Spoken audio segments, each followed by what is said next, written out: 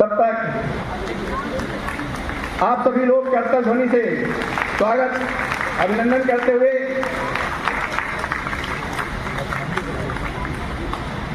जब तक दीप प्रज्वलित हो रहा है, 7 रंगों में खुद को मिला लीजिए, भूल शिकवा शिकायत भुला दीजिए। जब तलक अतिथि लोग दीप रोशन करें, आप तालियों के दीपक बजा दीजिए, आप तालियों के दीपक जला लीजिए।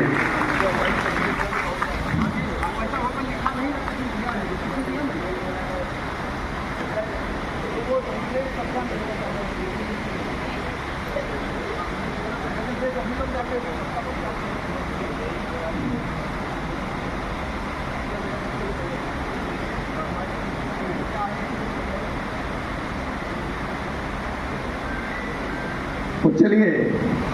दीप प्रज्वलन के इस प्रथम चरण के आगाज के बाद अब वारी है हमारे मेधावी एवं उदयमान छात्रों के सम्मान के